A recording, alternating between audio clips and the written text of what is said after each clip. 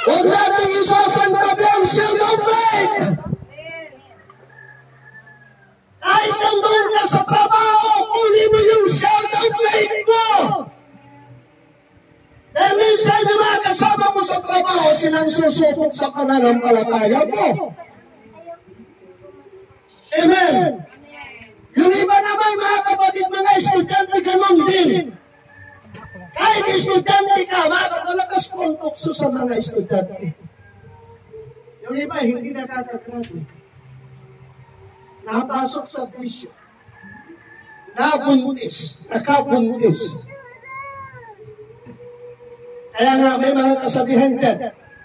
Ang kabataang lalaki na hindi makapatantay, nagiging tatay. Ang kabataang babae na hindi makatiis, nabubuntis. Giging nanay. Malalaman na lang yan, mga kapatid, kapag lumaki na ang tiyan. O, iiyak-iyak na yan sa nanay. Bakit? Kasi ang dami mga kapagsubukan dyan sa loob ng campus. Ang dami mga pukso dyan, ang dami mga bisyo dyan, ang dami drugs dyan. May mga ecstasy dyan, mga kapatid, may mga shabu dyan, may mga marijuana dyan, may mga bed dyan. Amen. Kaya kung ang shield of faith mo, iniwan mo sa bahay mo, iniwan mo roon sa simbahan mo, madali ka na masukan ng kaaway. Amen. Amen. Pakiramdam mo lagi kang nilalagyan. Pakiramdam mo lagi ka may sakit. Bakit? Kasi yung shield of faith mo, amen, iniwan mo, isinantabi mo, inilagay mo rin sa ilalim na upo ng higaan mo. Pero kung dala-dala mo lagi ang shield of faith natin, mga kapatid, kahit saan ka magpupunta, at kahit putulan ka pa, ano ba yan? Di ba, mga kapatid, hindi ka bibigay, amen? Aawis ka pa ng mga papuri sa ating pong Panginoon Diyos. Salamat po sa Panginoon, mayroon kayo shield of faith na ngayon. Di ba, tapos sasabihin, ano magagawa ng pastor ninyo? Walang talagang magagawa ng pastor. Bakit? Yung pastor ba natin, sila na ba ang tawag din, yung electric Meralco. Ha? Si pastor na ba ang Meralco? Mga kapag, pag nakita mo, lumiliwanag ang buhay. Ang swerte mo. Amen. Si pastor wala din magagawa yan. Ikaw wala na rin magagawa. Pero si Lord wala din magagawa.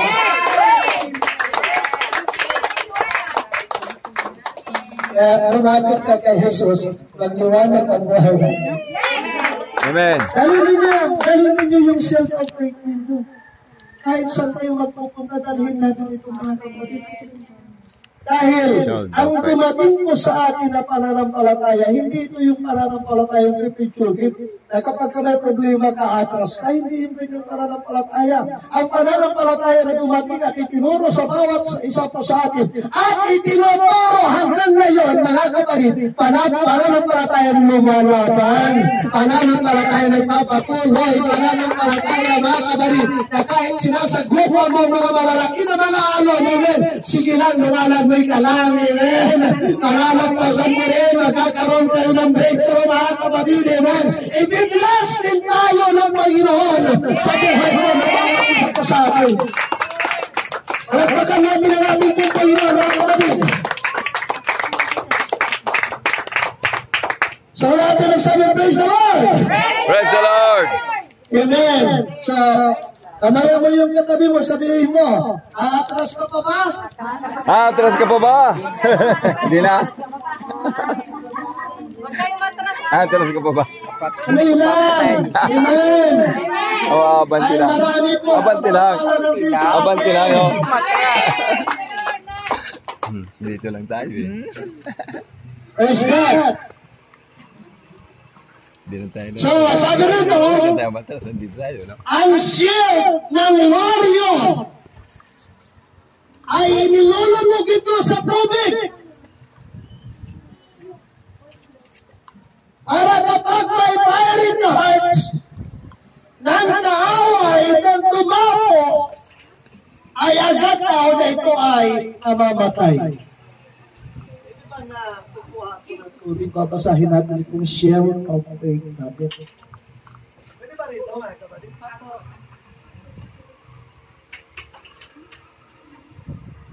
Ayan, napasal na siya. Ang sarap ng ilang ng tubig, mga kapatid. Ang lamig. Okay, basa na ang ating pong Shell of Faith. Isipin na lang natin na ito ay basang-basa. Tapos, may dumating na pana na mayroong apoy.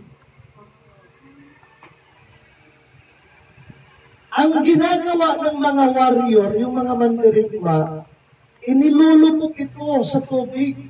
Matagal. Inilulubog sa tubig. Tapos kapag alam na nila na ito ay talagang basang-basa na mula dito sa ibabaw hanggang dito sa likod, saka na nila gagamitin ito.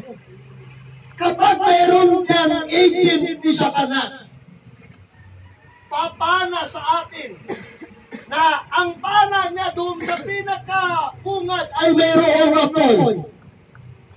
Pag dala-dala mo ang shield of faith mo, dito yan tatama. Pag tumama yan dito na ito ay inilubog sa tubig. Kahit nag-aapoy pa yan siya, mga kapatid. Amen. Ang apoy na yan, amen, yan po ay mamamatay. Amen. Amen. Yan po mga kapatid ay hindi po magtatagal. Praise God. Kaya maganda na mayroon tayong shield of faith. Dahil tayo po ay mandirigma ng ating pong Panginoong Jesus. Lumalaban tayo, kaya humaharap tayo sa iba't ibang mga problema. May problema sa bahay, may problema sa kuryente, may problema din tayo sa tubig, may problema tayo sa kung saan-saan, amen. Minsan pagtingin natin sa salamin, may problema din tayo riyan. Kahit anong prayer mo, Lord, ayusin mo mukha ko. Mga kapatid, yung mukha ninyo na yan, apat ang tatlo niya, di ba? Yung puso kaya baguhin ni Lord, Sister Hasmi. Pero yung mukha natin, yung mukha mo, lalo na yung mukha ni Nanay Belda, ni Nanay Tawang, ikaw, yung mukha mo, Nanay. Kahit anong gagawin natin ka na prayer, hindi nababaguhin yan ni Lord. Amen. Bigyan na lang kita ng baby, bumili ka na lang na papayas so. Okay, introduce kita doon kay Dr. Bello. Sino yung nagpapretensya niya? Si Kalayan? Dr. Kalayan. Mahuhusay yung mga yan. Amen. Pero kung lalapit ka sa Lord, ipapabago mo ang puso mo sa Kanya. Kayang-kaya ko nababaguhin. Amen. Amen. Sinabi mo, Lord, parang masama na yan yung puso ko. Parang hindi na ako nakakakita ng kabutihan. Ang nagagawa ko lagi ay kasamaan. Minsan nakakaputol na ako ng buwitin. Lord, pagbuhin niya po yun kanina. Ayusin mo, Lord. Amen. Amen. Wala po magagawa mo mga kapatid kapag tayo po ang nag-ayos ng buhay ko natin. Hindi po mababago yan. Pero kapag kasi Lord ang nagbago yan, inilapit natin yan mga kapatid. May magagawa pa si Lord yan. Amen. At yun nga nangyari sa buhay ko natin. Noong araw, hindi natin yan kaya. Pag ginawa tayo ng kahit na maliit na bagay, sino ba sila? Nagiging rambo tayo minsan. Pero ngayon mga kapatid, hindi na nagiging, sino ba yung laging sinasampat? Sino ba yung laging kasama ni Dolphy nung araw? Babalo? Laging sinusumpok niya, laging sinasaktan niya ni Dolphy, laging pinupukpok. Pero laging nakangiti. Maganda yung kalooban. Ito naman din dapat mga kapatid eh. Amen. Dahil ang paglilingkod po sa Panginoon, hindi lang yung panlabas ang inaayos ko ng Diyos. Naniniwala kayo dyan? Ang una na inaayos ng Diyos sa atin ay yung kaloob-looban po natin. Kaya kung may mga kasamaan sa buhay natin, yan ang uunahin ni Lord sa buhay po natin. Amen. At sa Kanya aayusin din yung paglabas natin na kaanyuan. Bakit? Para lumabas ang tunay at totoo natin na pagkatao sa harapan ko ng Diyos. Kasi sa panahon natin ngayon, nakakalito ang mundo, mga kapatid. Hindi mo malaman ang kaharap mo pala, lalaki, pero pagkatinignan mo, parang babae. Hallelujah. Praise the Lord. Nakakalito ang mundo natin ngayon, mga kapatid. Amen. Kaya kung hindi tayo, minsan nga mga kapatid, ako minsan mapagpiro din ako minsan. Doon sa harapan ng eskwelahan, mga kapatid, mayroong isang tindahan. Lahat ng mga estudyante na bumibili ko, estudyante din ako, mga kapatid. Ate, pabili ng isang lahat ng mga bumibili doon na kapwa po estudyante. Ate, pero lalaki yun, ate. Pagdating sa atin, sabi ko, Brad, isang nga? Brad ka dyan.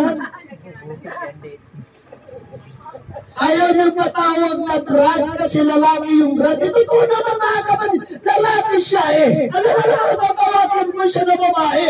Lalaki siya. Amen. Amen. Kaya, ito mga kapatid, kung hindi tama ang kalooban natin, amen, at kung iiwanan natin ang shield of faith natin, baka isang araw, tamaan tayo ng pana ni Satanas, amen, wala ka na sa kalooban ni Lord. Araw ng pananampahan, nandun ka sa sapungan. Dito pagka, ikaw ay mananampalataya pa sa Diyos, amen. Ang itinataas mo rito si Kristo. Pero nung napana ka ni Satanas, pagdating doon sa sapungan, si Kristo pa rin ang itinataas mo roon. Pero ibang Kristo na yun, dahil sinasamahan mo ng pera. Ay, sampo. Ay, sa may Kristo din eh. Kristo na sa bunga. Amen. Napana ka na kasi ni Satanas. Mag-ingat kayo riyan. Kasi si Satanas walang ibang ginagawa yan kundi mamana na ng mamana. Tingnan mo na kapatid, nagkandaloko-loko na ang mga buhay. Bakit? Kasi puro mana si Satanas doon eh. Bakit tayo hindi nagkandaloko-loko ang mga buhay natin na kahit na marami naman tayo mga kinakaharap na mga problema, naka-smile pa rin tayo, amen. Nakakagawa pa rin tayo ng mga kabutihan. Amen. Bakit? Kasi dala-dala natin yung shield of faith natin. Iniingatan natin ito mga kapatid, hindi natin ito binibitawan. Ano man ang mga mangyari sa buhay natin, mga kapatid, sa mundo na ginagalawa natin, itong shield of faith natin, dala-dala pa rin natin.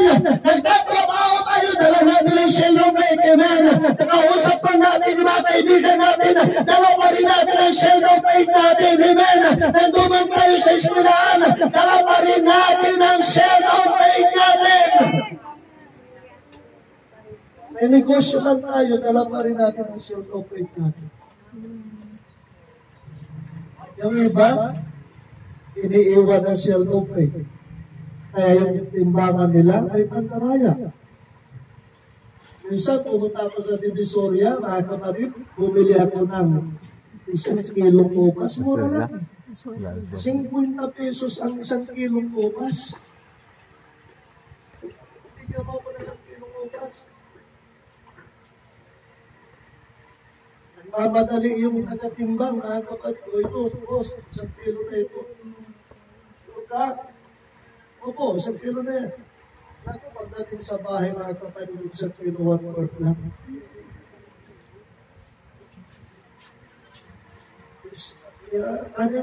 Sa araw, 50 pesos ang 1 kilo. Murang-mura na yan, diba? Seedless pa.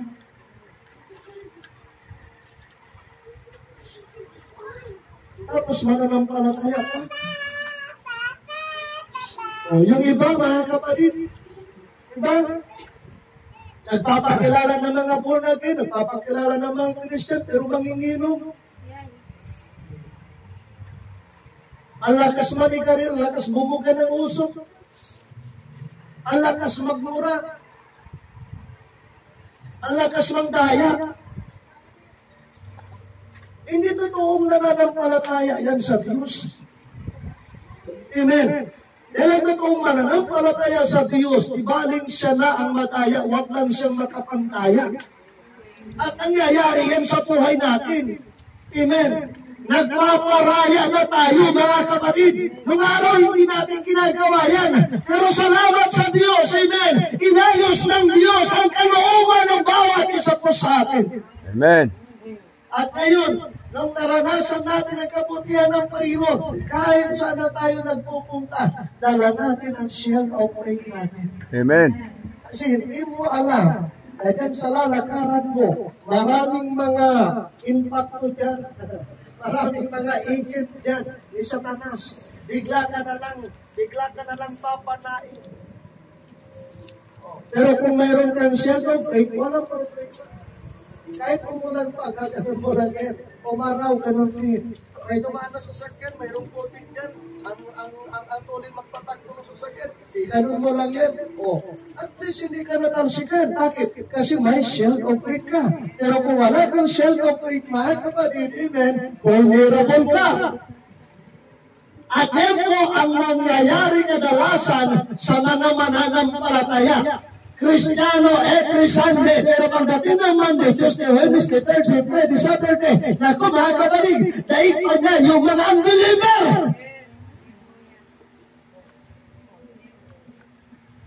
Ano? Ako gagawin natin? Galit natin ito. Nandun ka sa loob ng bahay mo, dalhin mo ito. Magluluto ka, dalhin mo ito. Pupunta ka sa paligid, Sister So, dalhin mo ito.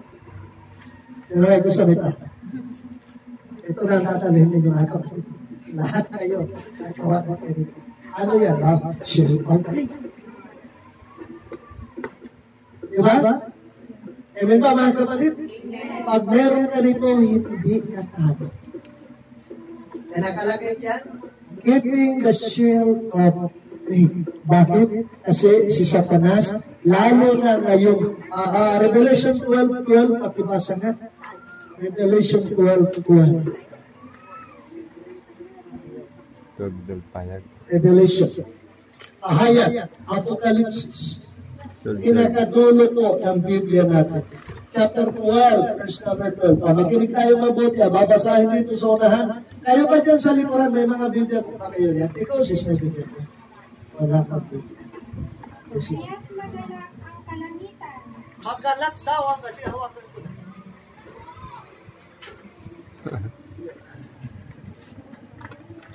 Kaya't magalak ang kalangitan at lahat ng naninirahan diyan. Ngunit kalagim-lagim ang daranasan ninyo, lupa at dagat, sapagkat ang matinding puwod ng Diablo ay babagsak sa inyo. Alam ninyong kaunting panahon na lamang ang nalalapit sa kanya. Kawawa ang mundo na ginagalawan natin. Amen. Dahil dito sa mundong ito, dito ibabagsak lahat ang galit ni Satanas. 12. 24/7. 12. 7 days a week. Amen. Magtatrabaho si Satanas. Anong gagawin niya? Dadayain niya ang lahat ng mga tao. Kaya alam niyo, pag ang tao pa naman minsan ang pagmataya, hindi niya alam. Alam niyo yung grupo ng mga budol-budol? Meron kami kasama sa church doon sa Francisco. Inaya siya ng kasing edad mo, nanay. Ewan ko, parang kahawin mo dito. Siya na lang. Siya na lang. Nakakigyan pero hindi siya yun.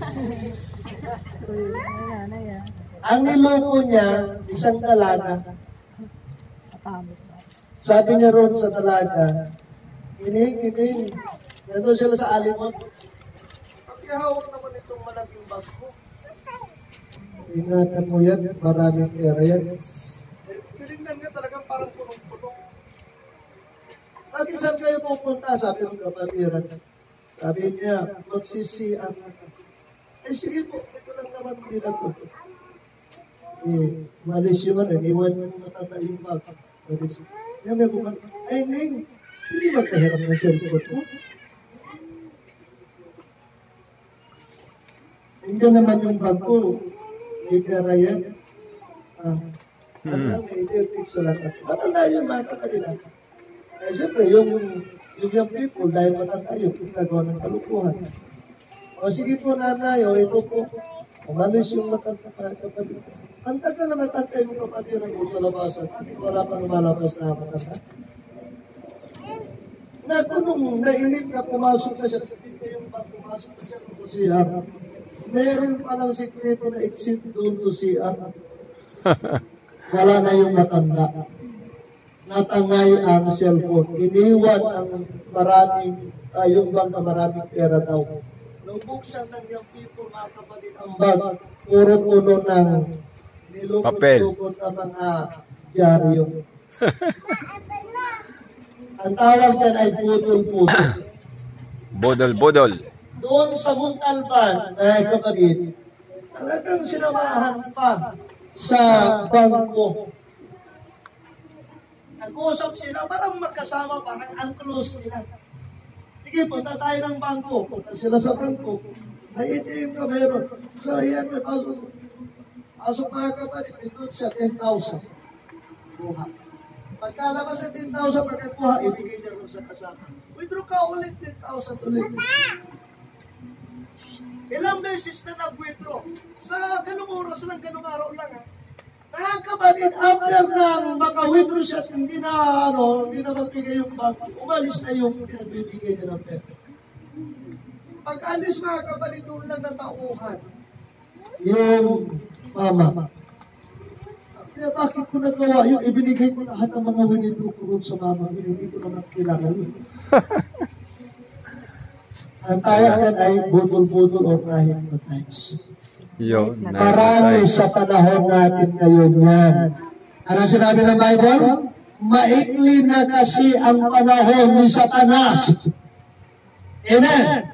Hakulong na si Satanas, itatapon na rin, ikukulong na roon sa bottomless pit, mga kapatid, si Satanas. Kaya ginagawa niya lahat ng mga uri ng gawain, iligaw lang niya ang tao. At marami ang mga naliligaw sa panahon natin ngayon na hindi nila alam.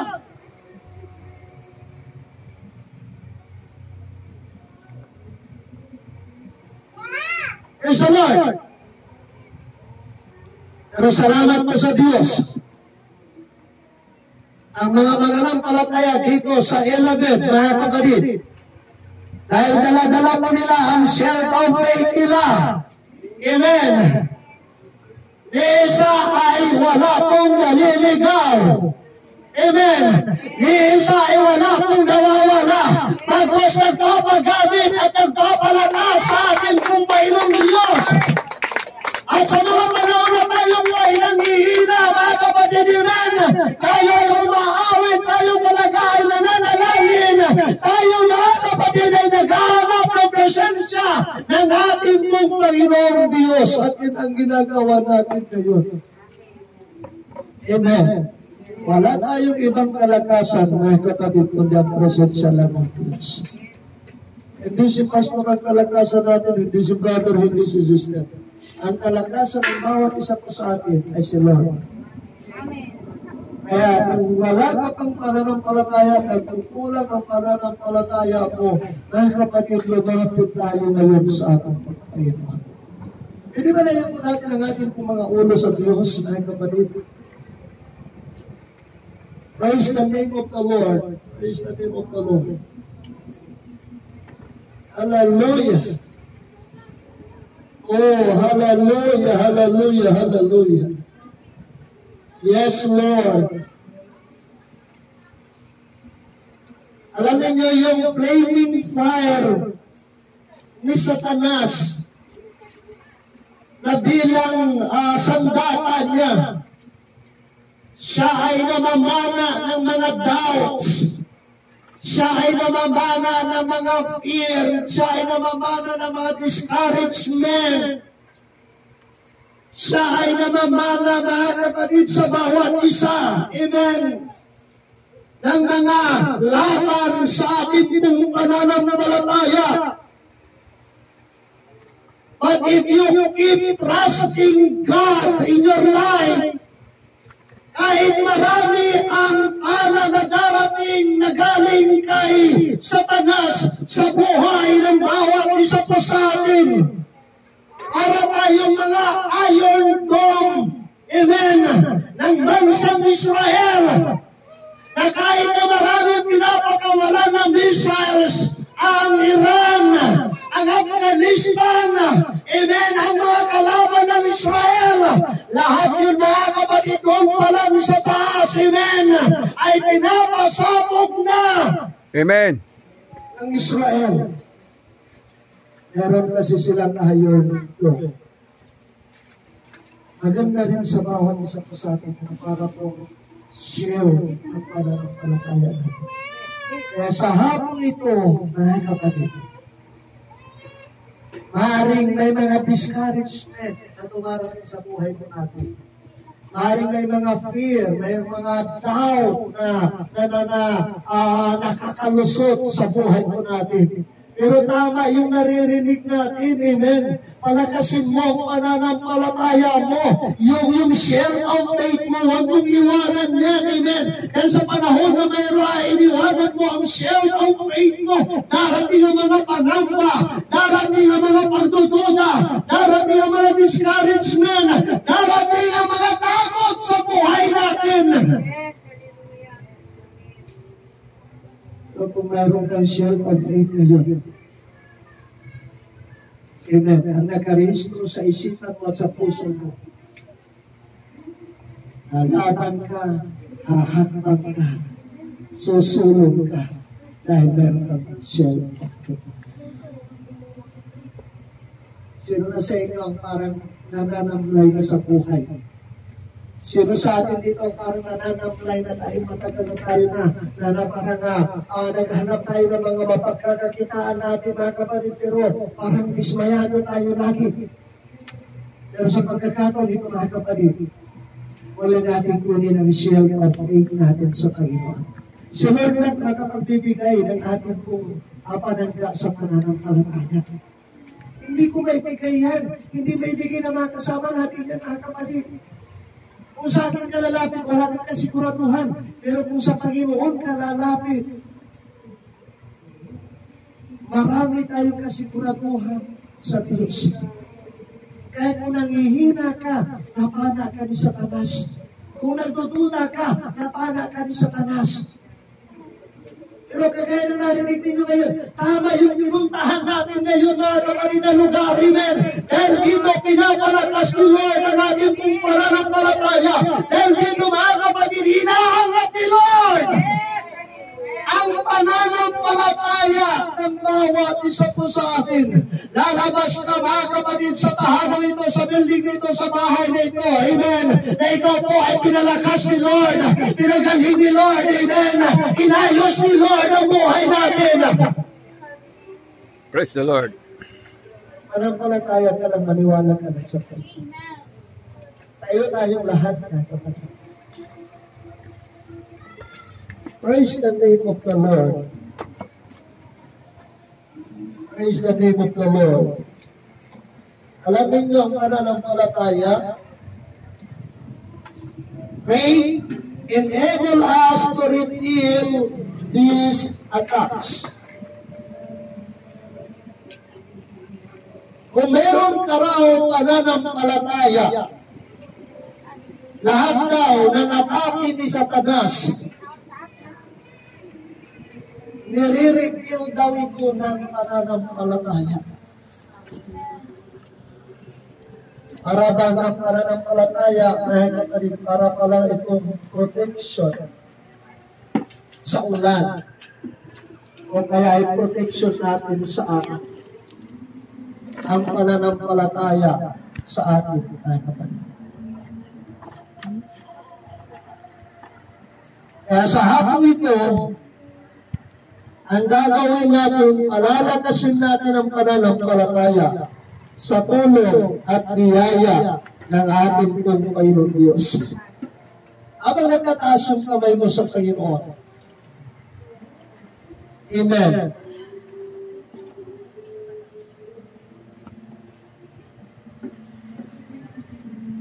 May mga pagkakataon sa ating mga buhay na parang susuko tayo. Pero tama yung napakinggan mo ngayon. Yung pananampalataya na dumating sa iyo na ibinigay ng Diyos. Muli mo itong damputin sa iyong buhay. Halimbawa, ito yung shell of faith natin. Amen. Na isinantabi natin na maraming araw, maraming buwan, maraming mga taon. Pero sa pagkakataong ito ay inaanyayahan ka ng Panginoon. Pwede mo ba nadadamputin ang shell of faith mo para lang lumakas ka sa Panginoon sa paglilingkod mo sa Kanya? May mga panahon talaga mga kapatid na nanghihinga tayo. May mga panahon talaga mga kapatid na para bang susuko tayo. Pero nandito ang shell of faith mo ngayon. Amen. Sino sa inyo ang una na lalapit dito? Kailangan mo ng shell of faith. Sige ba, kapatid? Amen. Nandito lang sa unahan. Hipuin mo lang yung shell of faith. At sasabihin mo, habang ikaw ay papalapit dito, Lord, gusto kong mabawi muli ang kalasag ng aking pananampalataya. Ayaw ko na po, Panginoon, natin mag-iisang talunan. Gusto ko naman na ako ay isang mananagumpay sa Panginoon. Sino naabot ng shell of faith? Abutin natin ang shell of faith. Habang nakataas ang kamay mo, sige, abutin mo yung shell of faith. Amen. Yun lang ang kailangan natin sa Panginoon. Shell of faith. Yung ibang kailangan ng protection, mga kapatid. Tama po si Pastor, wala siyang magagawa. Yes, Lord. Amen. May alam, Panginoon. Dahil parehas lang tayo na tao. Pero kung si Lord, mga kapatid, ang pagtitiwalaan natin ngayong hapon na ito, marami siya na magagawa sa buhay natin.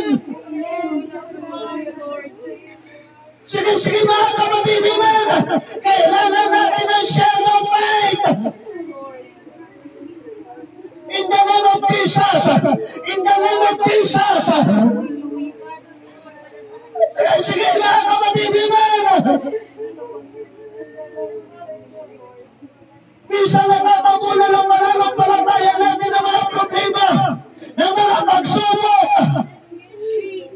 Pero kapag ka may shell of faith ka, kahit gaano kalaki pagsubok, kahit gaano karami yan, amen, magpapatuloy pa rin tayo, magiging masaya pa rin tayo na maglilingkod sa Diyos. Hallelujah! Hallelujah! Yes, Lord God! In the name of Jesus! In the name of Jesus! In the name of Jesus! In the name of Jesus! In the name of Jesus! Amen. Yes, Lord! Yes, Lord! Yes, Lord! Yes, Lord! Amen! In the name of Jesus! Kunin natin ang shell of faith natin, mga kapatid! Amen! Ito sa atin ang ating mga kamay! Ito sa atin ang ating mga tinig sa Diyos! Huwag mo nang isang tabi. Amen. Huwag mo nang iwanan. Huwag na natin na pabayaan. Huwag natin na ilagay sa kung saan mga kapatid ang shield of faith natin. Kahit saan tayo magpupunta, dali natin ang shield of faith na bawat isa po sa atin. Oh Lord, thank you. Praise the name of the Lord. Praise the name of the Lord. Praise the name of the Lord. Yes, God. Pakiramdam mo para kang iniwan. Pakiramdam mo para kang ilap yung mga kapatid. No. Wala ka na kasing shield of faith. Amen. Pero kung may shield of faith na ngayon. Amen. Amen. Darating pa araw-araw yung mga yan. Nagumpay tayo sa Panginoon. Panalo tayo sa Panginoon. Malakas tayo sa Panginoon. Amen. Masaya tayo sa Panginoon. Maligaya tayo sa Panginoon. Amen. May gagalingan tayo sa Panginoon. Amen. Praise the Lord. May kalakasan tayo sa Panginoon. Hallelujah. Dahil meron tayong share of faith. Amen. Praise the name of the Lord. Hallelujah, hallelujah, hallelujah. Hallelujah. Panginoon, patawarin mo kami sa mga panahon na kami buhay.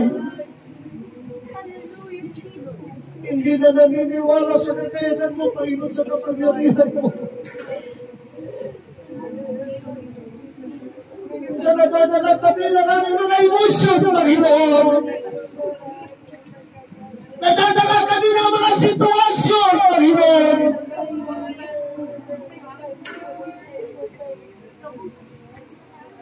Nawawala na pala ang shield of faith namin ng Diyos. Minsan darating kami sa simbahan, Panginoon, dala-dala ko pa yung mga problema. Hindi ito ngayon Lord, amen. ako sa iyo, Panginoon. Nawala na pala yung shield of faith ko. Pero sa pagkakataon ito, mga kapatid, hindi tayo lalabas sa building na ito na hindi natin baon-baon ang ating pong shield of faith ay pinagdadaloon ng ating pong dakilang na Diyos. Thank you, God, Jesus. Thank you, Lord. Thank you, Lord. Hallelujah. Ganun din po sa mga bisita namin. Nangungusap ang Panginoon sa buhay ninyo. Kailangan ninyo ng shield of faith. Kung ang mga mananampalataya na napotismado sa pangalan ng Panginoon, minsan natatalo pa ng kaaway. Lalo na kayo na hindi pa mananampalataya. Kaya sa pagkakataong ito, kinakausap tayo ng Panginoon. Ito yung panahon para ilalagan mo ang pananampalataya mo sa Diyos. Huwag mong palampasin ang panahon na ito, ang araw na ito, ang oras na ito.